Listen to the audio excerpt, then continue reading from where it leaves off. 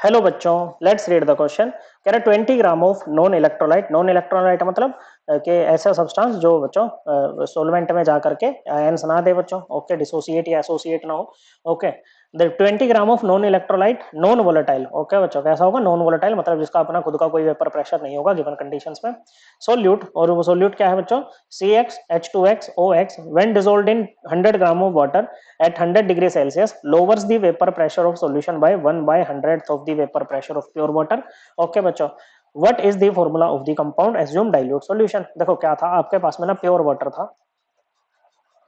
Okay बच्चों, क्या था? प्योर वाटर था। ओके बच्चों, वेपर प्रेशर होता है the pressure exerted by vapours of a liquid on liquid surface when liquid and vapour are in equilibrium with each other. Okay बच्चों, तो pure water का जो वेपर प्रेशर है ना, वो पी नोट है। ओके बच्चों, क्या है बच्चों? मान लेते हैं पी नोट H2O है। ओके बच्चों, अब आपने इसमें 20 gram non volatile non electrolyte solute add किया है बच्चों। तो यहाँ पर क्या होगा बच्चों? जो सोल्यूशन बनेगा ना, उसका उसमें जो मतलब वेपर प्रेशर रहेगा वो तो सोलवेंट के कारण ही रहेगा, खैर, क्योंकि ये तो नॉन वोलेटाइल है, तो वो डिक्रीज कर जाएगा। ओके, तो अब ये जो सोल्यूशन बना है ना बच्चों, इसका वेपर प्रेशर मान लो पी है। ओके बच्चों, अब जो पी है ना बच्चों, इसकी वैल्यू पी नोट H2O से कम रहेगी बच्चों।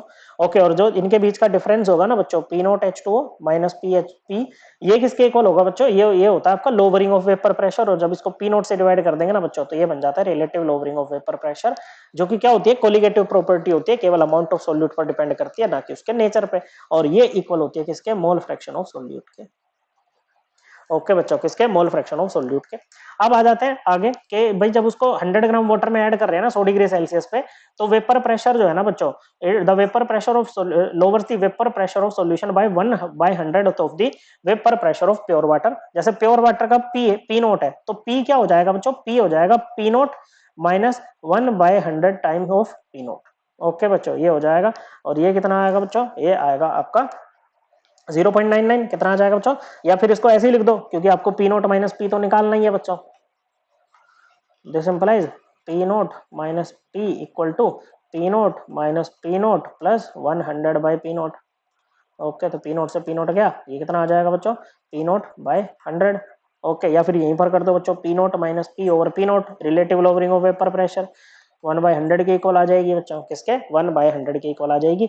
और ये किसके इक्वल होगा? सोल्यूट के मोल फ्रैक्शन के। अब देखो सोल्यूट का मोल फ्रैक्शन क्या होगा?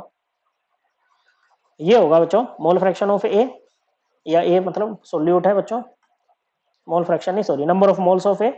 ओके बच्चों, ए के कितने मोल्स हैं? ए मतलब सोल्यूट है बच्चों। ओके, ए भी छोड़ो यहाँ पर। ओके, अपॉन टोटल सोल्यूशन के कितने मोल्स हैं, मतलब सोल्यूट के मोल्स प्लस सोलवेंट। सोलवेंट कौन है? वाटर है आपका, इसके मोल्स। अब ये कह रहा है कि डाइल्यूट सॉल्यूशन हमें अज्यूम करना है। देखो हम यहाँ पर क्या निकालेंगे, पहले नंबर ऑफ मोल्स निकालेंगे सोल्यूट के। क्या निकाल लेंगे बच्चों? नंबर ऑफ मोल्स यहाँ पर निकालेंगे सोल्यूट के। उससे हम क्या निकाल लेंगे बच्चों? या कहो सीधा हम यहाँ से मोलर मास भी निकाल सकते हैं। मोलर मास निकालेंगे सोल्यूट का, और फिर यहाँ से जो मोलर मास निकाल सकते हैं हम उसको इक्वेट कर देंगे, और हमारी एक्स की वैल्यू आएगी, फिर हम फॉर्मूला बता सकते हैं। तो देखो बच्चों, डाइल्यूट सॉल्यूशन है। डाइल्यूट सॉल्यूशन का मतलब है भाई सोल्यूट का अमाउंट ना सोलवेंट के रेस्पेक्ट में बहुत कम है। मतलब कि सोलवेंट के रेस्पेक्ट में ना हम सोल्यूट के नंबर ऑफ मोल्स को यहाँ पर नेग्लेक्ट कर सकते हैं। मतलब जो मोल फ्रैक्शन हो जाएगा ना, वो हो जाएगा number of moles of solute divided by number of moles of H2O। Number of moles क्या होता है बच्चों? ये होता है given weight upon molar mass. Okay बच्चों, क्या होता है? Given weight upon molar mass. तो मोलर मास H2O का कितना होगा बच्चों?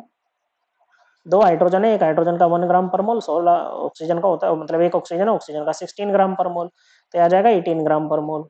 तो नंबर ऑफ मोल्स कितने हो जाएंगे बच्चों H2O के? ये हो जाएंगे आपके पास में, गिवन वेट है 100 ग्राम बच्चों। ओके, ये रहा, जीएम लिखो या जी लिखो, एक ही बात है, अपॉन 18 ग्राम पर मोल।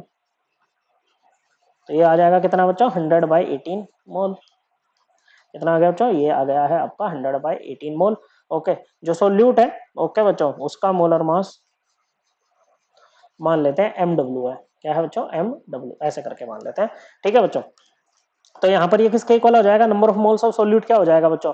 20/MW। ओके बच्चों, क्या हो जाएगा? 20/MW, ये मोल में आएगा बच्चों। ओके, और ये मोल लिख लेते हैं। और H2O के मोल्स कितने हैं बच्चों? 100/18 मोल है। मोल से मोल कैंसिल हो रही, किसके इक्वल है बच्चों? 1/100 के इक्वल है। क्रॉस मल्टीप्लीकेशन कीजिए बच्चों, this implies 20 into 100/MW, it would be equal to what बच्चों? 100/18। 100 से 100 गया बच्चों, तो यहाँ से आपका मोलिकुलर वेट सोल्यूट का कितना आ जाएगा बच्चों?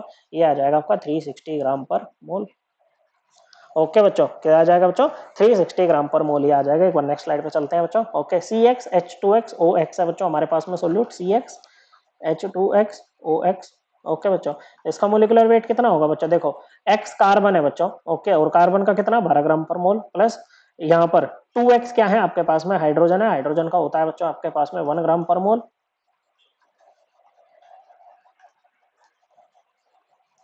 और एक ऑक्सीजन है, मतलब x ऑक्सीजन है, ऑक्सीजन का हो जाएगा 16 ग्राम पर मोल। x कार्बन है बच्चों। ओके बच्चों, 2x हाइड्रोजन है और x क्या है, ऑक्सीजन है।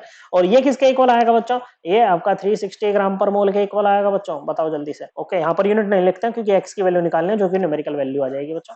ओके, सिंपली तो यहाँ पर क्योंकि देखो ये भी ग्राम पर मोल, ग्राम पर मोल, ग्राम पर मोल, तो ग्राम पर मोल दोनों साइड हो जाएगा तो कैंसल आउट ही हो जाएगा बच्चों।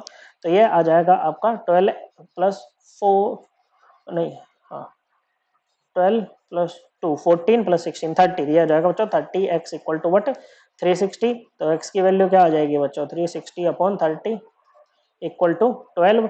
देयरफॉर मोलिकुलर फॉर्मूला क्या बन जाएगा बच्चों, ये बन जाएगा C12 और 2x की वैल्यू क्या हो जाएगी बच्चों, 2x would be equal to 24। C12H24O12 this would be the molecular formula of the non volatile non electrolyte solute. Okay बच्चों, सो करेक्ट आंसर क्या बनेगा बच्चों, करेक्ट आंसर आपका ऑप्शन बी ही बनेगा, C12H24 एंड O12। ओके बच्चों, C12H24 और O12। So correct answer option B. I hope आपको एकदम क्लियर हो गया होगा। थैंक यू बच्चों।